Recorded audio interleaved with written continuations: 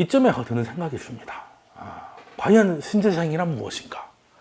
그러니까 지금 최근에 추가 급등, 그러니까 급등은 이미 예전부터 하고 있었는데 추가 급등도 결국에는 이제 친환경 때문이거든요. 왜? 이번에 가뭄이 생겨가지고 수력 발전이 안 되고, 그리고 수력 발전이 안 되고 또 원전도 안 되고, 그리고 석탄을 옮기려고 했더니 수요가 낮아서 움직일 수도 없게 되다 보니까 이미 높은 인플레이션에서 미친 인플레이션을 보이는 거잖아요. 근데 이렇게 된 거는 사실은 친환경이 한 원인이다.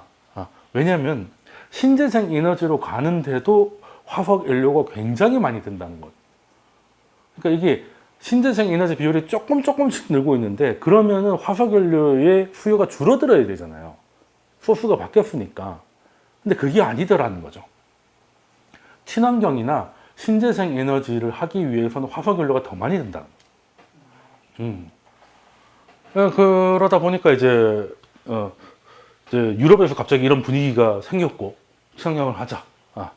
됐고, 푸틴이 이걸 타이밍을 받고, 이제 결론은 이제 가스가 없어지는 이렇게 세 장의 사진으로 지금 이제 6개월간 있었던 일이 다 나오는 건데, 그 사실 우리도 그 탈원전을 많이 비판을 하지만, 일단은 그 탈원전의 목표 중에 하나가 이제 그 탄소 중립이지 않습니까?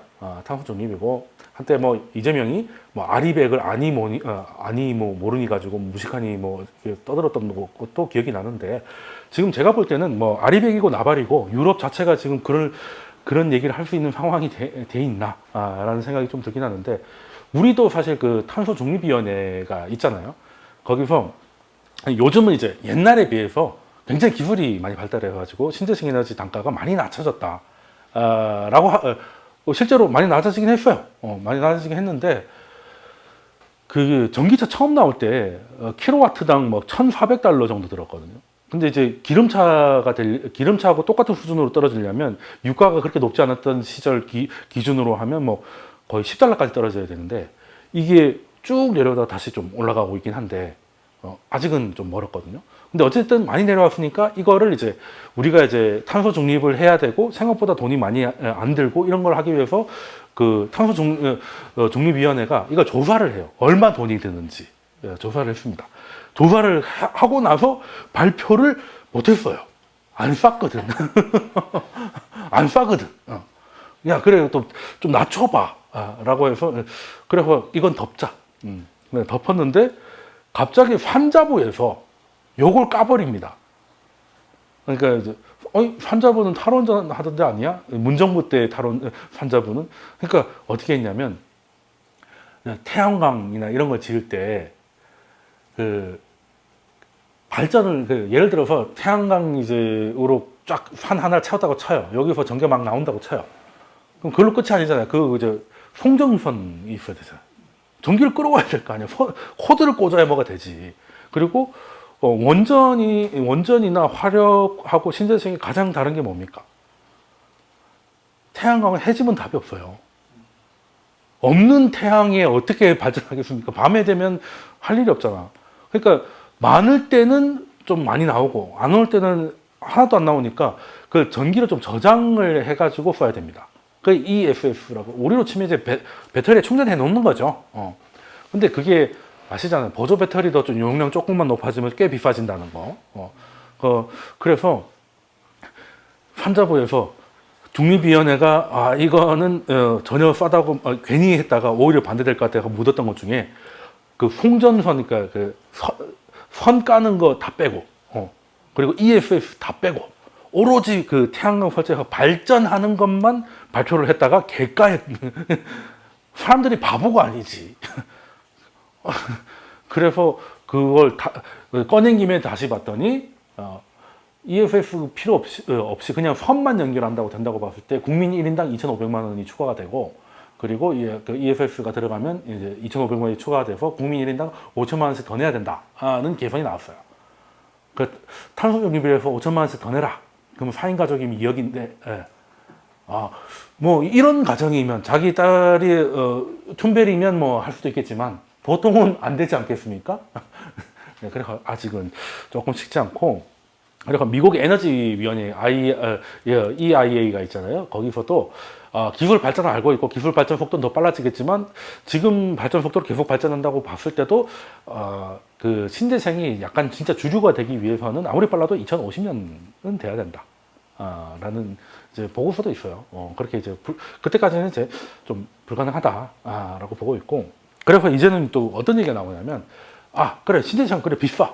그렇지만 또 러시아의 이제 가스나 원유에 기대면 안 되지 않는데 에너지 안보 차원에서 우리가 신재생을 가야 된다라는 걸로 이제 친환경 이제 주장하시는 분들은 이제 또 논조가 약간 바뀌었는데 그거 뭐 무리 있는 발언은 아니죠. 에너지 안보가 중요합니다.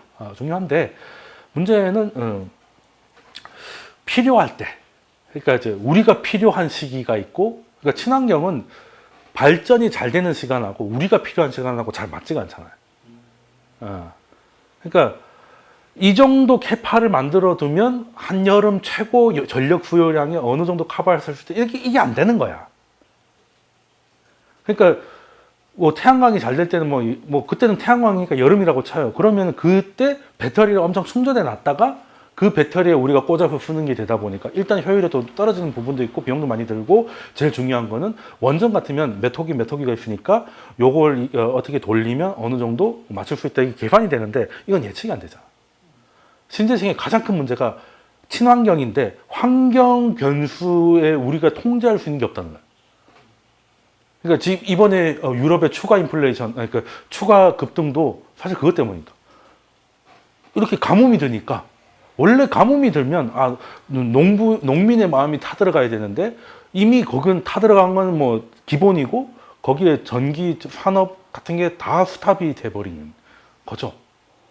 이렇게 되면 오히려 우리가 기후 변화 때문에 친환경을 가는데 기후 변화에 우리의 목숨이 걸리게 되는 거 아닌가? 역설적으로. 그렇잖아요. 우리가 인간이 통제할 수 있는 게 없어지잖아.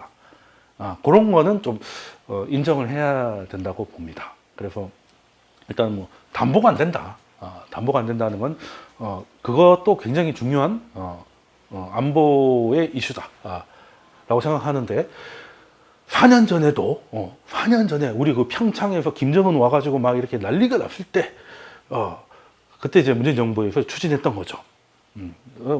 늘 나왔던 거죠. 사실 문재인 정부뿐이 아니라 이제 통일해야 된다는 사람들이 이제 첫 번째 논리가 이제 러시아에서 이제 가스를 갖고 오면 이제 에너지가 굉장히 싸게 되니까 우리는 에너지를 많이 쓰는 나라라서 잘 될 것이다 라고 했는데, 만약에 그때 했으면 될 뻔했죠. 지금 유럽 이야기 하는데 지금 우리의 이야기가 됐을지도 모르잖아.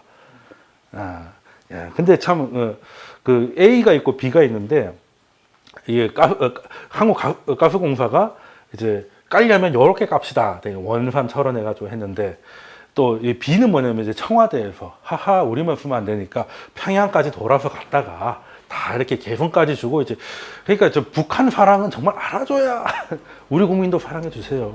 이렇게 되는 거죠. 근데 이게 만약에 이렇게 됐으면 쉽지 않아. 지금은 그때도 우리가 러시아에서 한 12% 정도를 사왔지만, 만약에 독일 꼴이 나는 겁니다. 파이프가 들어오면 당연히 빠지잖아요. 그러면 이제 의존도가 굉장히 높아졌겠죠. 근데 이제 전쟁이 만약에 우크라이나 전쟁이 터졌을 때 우리가 러시아 편을 들어야 됩니까? 그러면 그러면 이제 가스 잠그면 이제 우리는 이제 또 여하튼 그러니까 여러 가지로 정말 힘들 뻔. 물론 초반엔 좋았겠죠. 이제 가스가 싸지니까 택시나 이런 데서는 근데 LPG하고 LNG하고 달라요. LPG는 천연가스 아닙니다. LPG는요 액화 석유가스잖아요. 석유를 액화시킨 겁니다. 그래서 우리 천연가스 뭐 이렇게 선물 팍 올라갔다고 내가 가스 차인데 가스값 올라가는 거 아니에요. 그건 이제 원유 가격이랑 가는 거예요. 원유를 그거를 이제 가스로 만든 거고, LNG하고 LPG하고 다른 거예요. 그래서 처음부터 가스였던 거는 그래서 천연가스 LNG, LPG는 이제 그 사람이 인공적으로 만든 겁니다. 그래서 조금 다르다고 하더라고요. 일단 그 천연가스 같은 경우는 이제 좀 엔진이나 출력 같은 게 조금 문제가 있어가지고 LPG로 바꿨다고 하긴 하는데, 우리 그 LPG 차량도 결국에는 73년에 오일 쇼크 때문에 시작이 된 거기도 했죠. 자, 아무튼 뭐 친환경 얘기를 잠깐 했는데 친환경이야말로 정말 환경 변수에 많이 노출되는 걸 수 있다. 완전히 우리가 환경을 컨트롤하는 게 아니라면 다른 생각을 좀 해봐야 된다는 말씀을 드렸고,